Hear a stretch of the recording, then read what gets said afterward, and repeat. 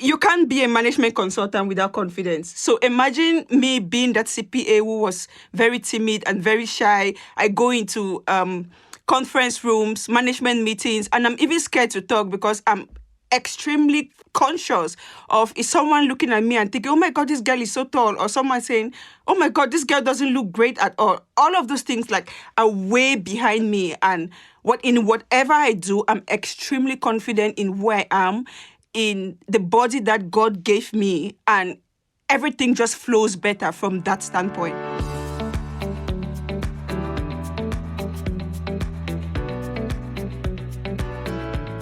Welcome. This is Uncommon Sense, a CPA podcast presented by the Heshi CPA Knowledge Center. The center is an initiative of the CPA Education Foundation, the charitable arm of the Chartered Professional Accountant profession in Alberta. For the record, this CPA podcast isn't about bean counting. Our episodes feature conversations with Alberta CPAs sharing their insights on a wide range of timely topics. Hello, I'm Erin Schwartz, Director of the CPA Education Foundation. Welcome back to part 2 of our discussion with Nadine Niba, a Calgary-based CPA. February is Black History Month, and to mark the month, we are chatting to Nadine about her journey to Canada, to leadership, and how she gives back. As a Black woman, Nadine's journey from new immigrant to CPA and fast-rising professional is a story of determination and of overcoming obstacles with courage and faith. Last week, Nadine talked to us a little bit about that journey to leadership, and we're back today to talk a little bit more about mentorship. So, Nadine, thank you for joining us again to share a bit more of your story. You talked a little bit last time about a mentor, I believe it was at CNRL, who reached out to you and asked you about your goals and your hopes and really took time with you and even, gave you a bit of a reference over to EY and which kind of, like you said, started the foundation of your professional career. How she kind of gave you that allowance to go pursue that. It sounds like that was a really impactful mentor for you and someone you said you still keep in touch with to this day. I'm curious about any more mentors that you've had along your journey, anyone who's reached out to you and helped you along the way. If you want to share any more about that and what it has meant to you. Yeah, I don't think I'll be where I am today without mentors and so many people believing in me and just reaching out to say, hey, I see this in you. How can I help you get there? So my manager at CNRL is one person that has been very resourceful in my growth. In my days at EY, I had a personal mentor, and even the partner that I worked under at EY, who is still there, I still meet up with him a couple of times, probably once a quarter, just to sit down and share ideas and get guidance. So I keep in touch with all of these other past relationships that I've had. And because I know that these are people who really know me, and there are times where I'm going through a difficult situation and I'm not really sure what decision to take, I'm going to place a call to this kind of people and just sit down with them, and I'll be like, this is the professional dilemma I have. What if you were me and knowing what you know about me, what do you think I can do in this situation? And they are going to give me various options and tell me, if you do this, you get this kind of outcome. If you do this, you get this kind of outcome. Ultimately, evaluate all the options and make your decision. In KPMG, I have a mentor that I enrolled myself into the Black Senior Managers program, where they mentor Black senior managers who eventually want to step into the partnership role. So I was given a mentor, amazing partner. She's not in my area of practice, in a different area of practice, which I love that. And so with her, when we had our first meeting, I told her, the thing that I would love you to help me develop is finding a balance between being overly emotional and considerate and still understanding that this is a business, we have a business to run. Because I know I'm a very empathetic person, and I can be that person that will care about the human too much at the expense of the business. And so for this person, her goal as a mentor in my life is to help me grow myself in that specific area.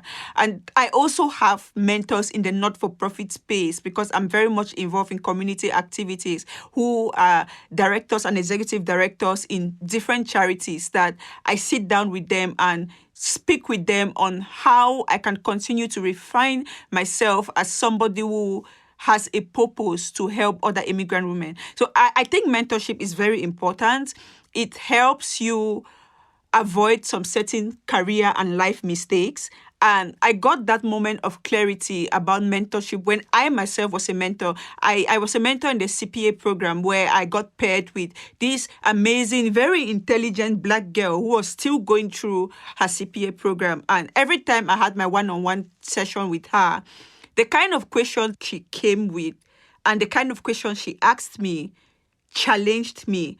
And a lot of times I'll get out of that session and I'll be like, okay, did I mentor her or did she mentor me? Because I don't understand what just happened here. And a lot of times at the end of our session, I told her, I wish when I was your age, I saw the importance of mentorship and had a mentor. I would have been further along in life than where I am now. However, it's not late and I'll get mentors for myself. And so I actively went out seeking for mentors.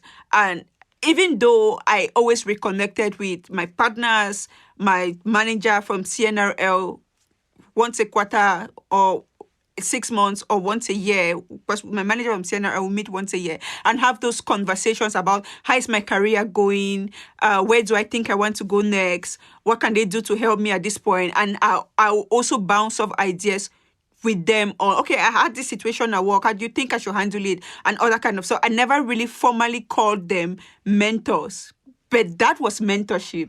So a lot of times, somebody could be mentoring you without even assuming the title of a mentor.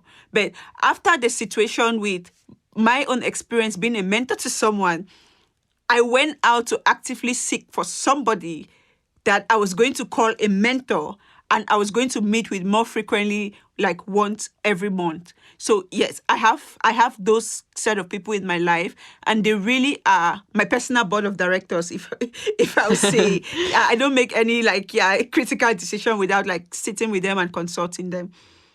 Wow. Yeah, it's funny. I think back to kind of the beginning of your story when you were at home in Cameroon and just not able to make the journey over to the United States, which was your big goal. And obviously you did amazingly, and you got out in, like you said, the volunteer work and making a difference in your community.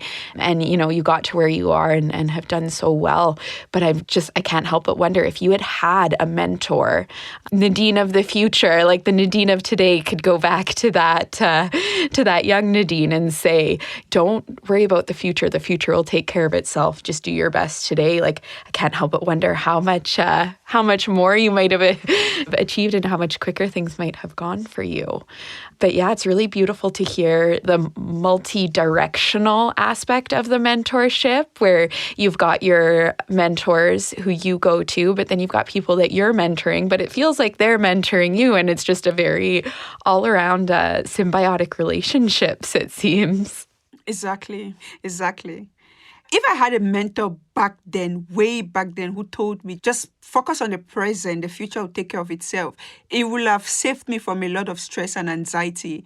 Because at the age of 18, you almost want to run ahead of your shadow. Yeah, of course.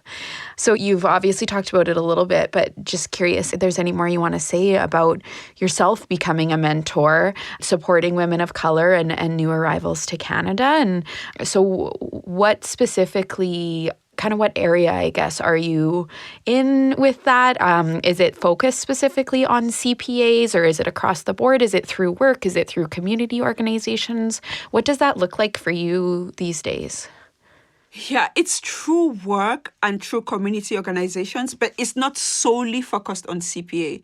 If it's CPA, great, because that's an area where I'm very much involved in, but it's not just CPA.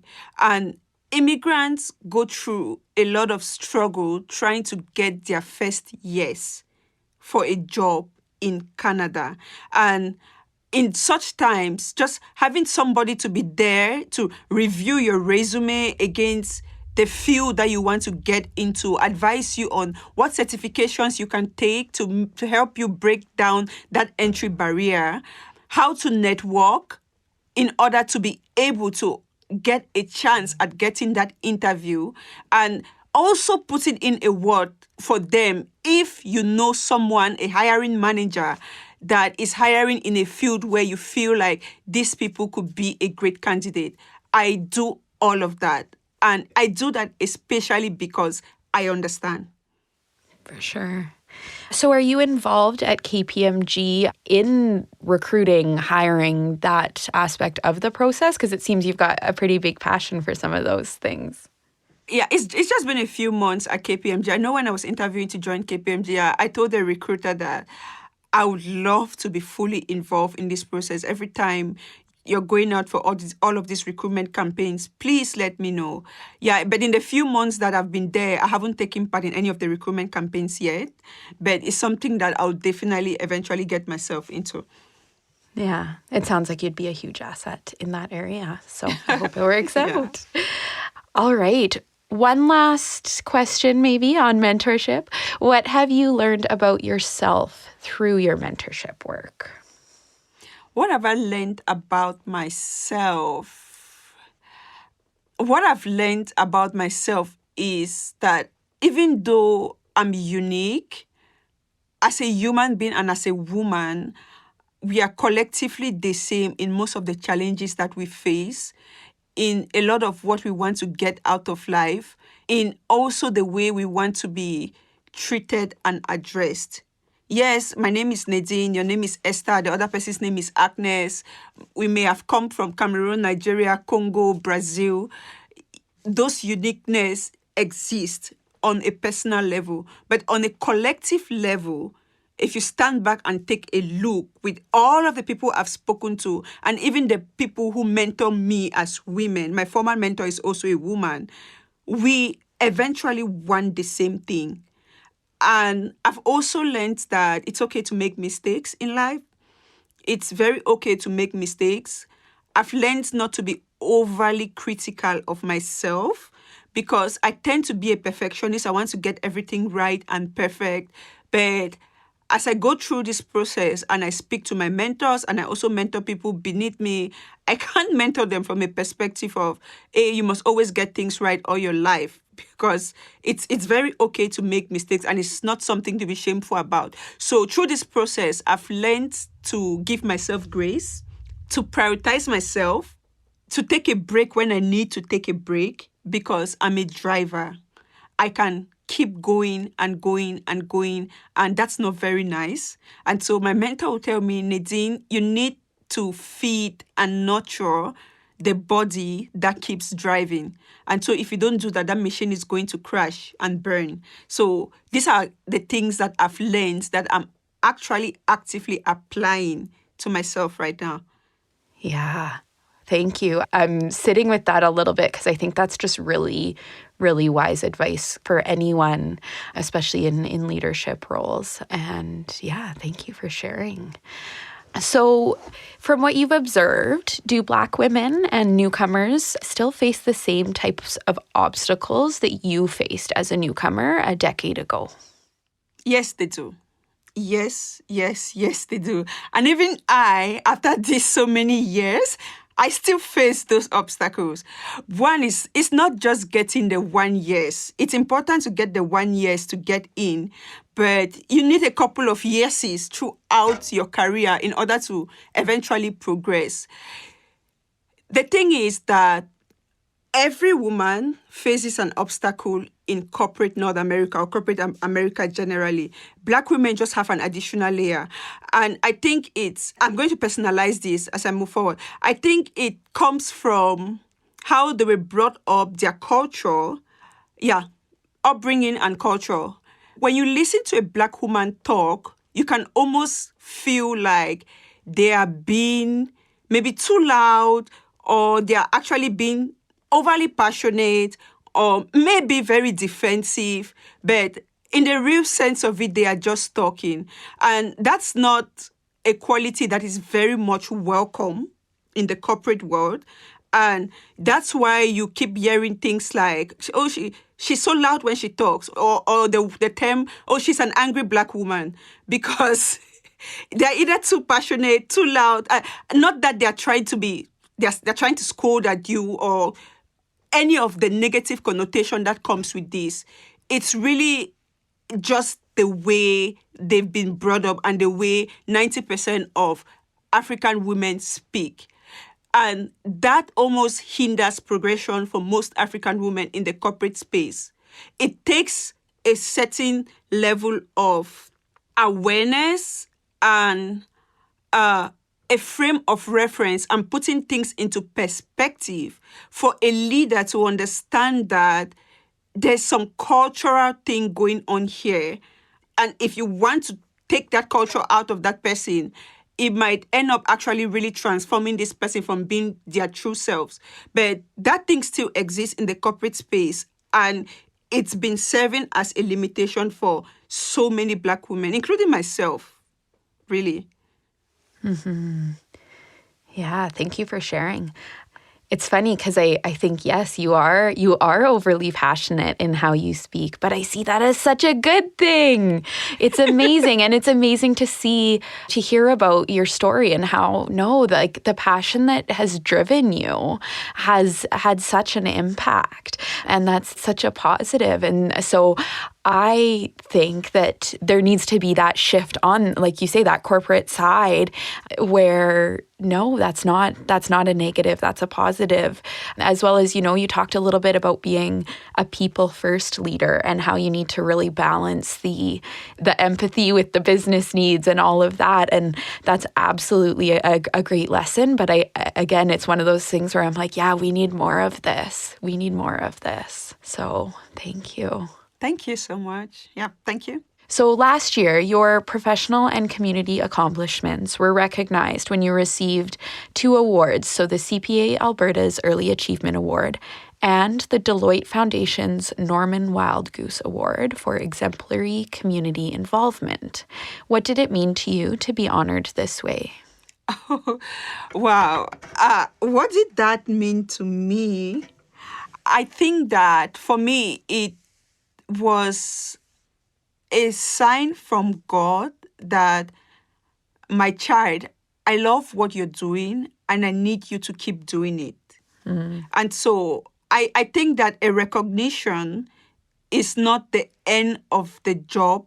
It's a call to service. So if I was doing what I was doing on a scale of 6 on 10, the award says, hey, Nadine, we see that you're doing this and you're good at it. We need you to do more. So it's an additional responsibility which now I carry on my shoulder, and I have to do it and get better at doing it and continue to make the profession proud. Wow. Beautifully said. And I think I can speak for the profession when I say you are definitely making us proud. And I'm so grateful that you ended up in Alberta, even though we weren't where you first envisioned yourself. The future took care of itself, and you're where you need to be. And we're so happy that you're here. Yeah. You know what, Erin? Man proposes and God disposes. So it's good to make plans, but eventually it's the will of God that is going to prevail. So that's why do the present very well and leave the rest to God if you're a Christian, universe if you don't believe in God. It's going to take care of the future. Mm-hmm. All right, so we mentioned that February is Black History Month. In your view, is it important to have a Black History Month in Canada, and why?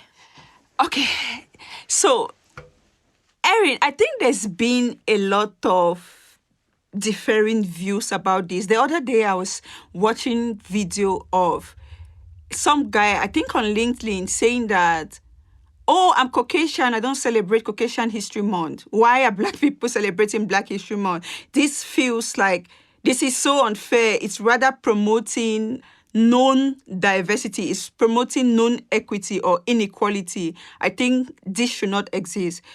So it depends on what lens you're looking at it. For me, the importance of Black History Month is a celebration of the emancipation from slavery. There was a time that it was illegal for white masters to teach their Black slaves how to read and write. This was back in the 1740s, right? And so this is a generation of people that even basic literacy was denied from them, right up until the civil rights movement, where it was now allowed for Black folks to go out and have an education and become important people in the society. So this is a race of people that started with over 400 years of disadvantage.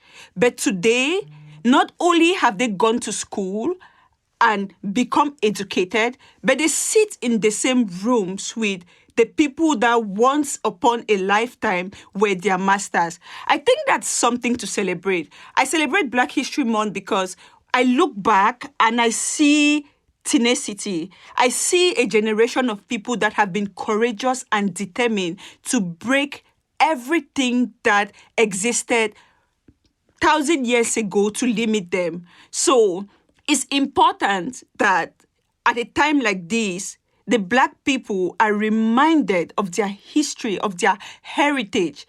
It's important because it gives the current generation of Black folks perspective and hope and faith and trust that regardless of how hard life gets, if our ancestors could overcome 400 years of illiteracy and we as a generation are where we are today, then the sky is the limit to what we can accomplish as Black people. That is what the celebration is for.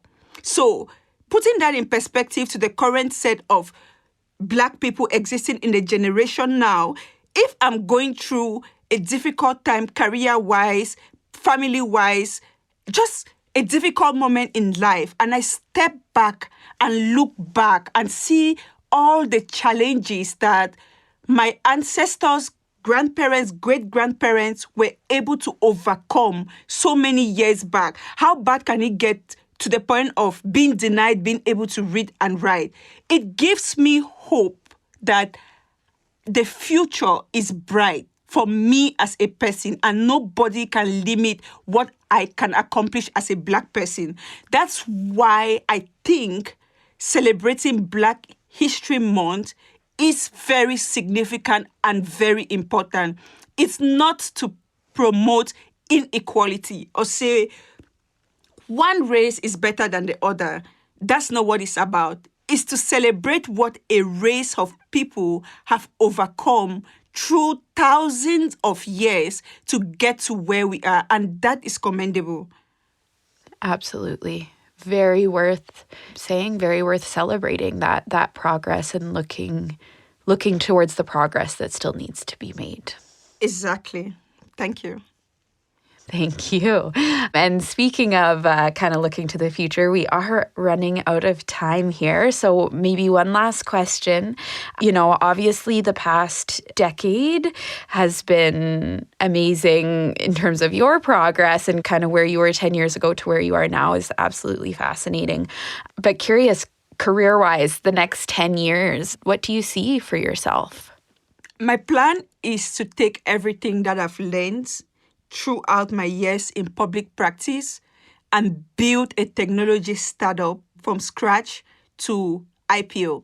So I think I've been blessed throughout my career. I've had amazing experiences. I've really focused on the learning, and I'm doing that for a purpose. I want to be able to get to the point where I retire from public practice and take everything with me that I've learned, go to a smaller company, preferably a tech company, and implement everything that I've learned and take this company from where they are to greatness as their CEO. That's my plan. Amazing. And I think that sounds something like you will do that, and you will do that well. And yeah, I can see it, and I look forward to seeing it happen.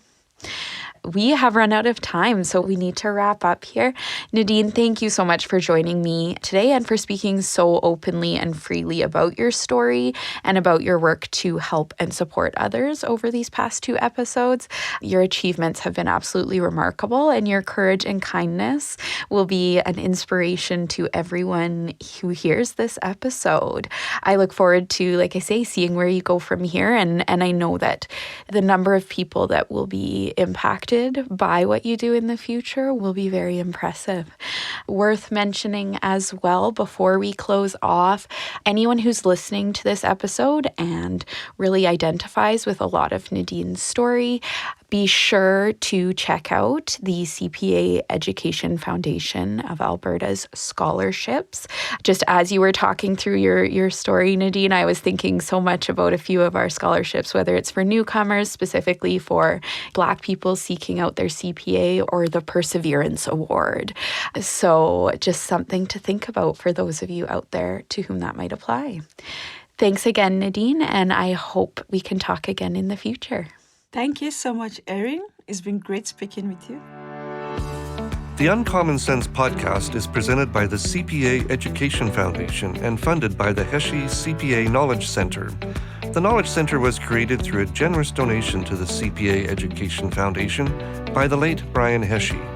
Brian was a distinguished Albertan, business leader, CPA, educator, and community builder.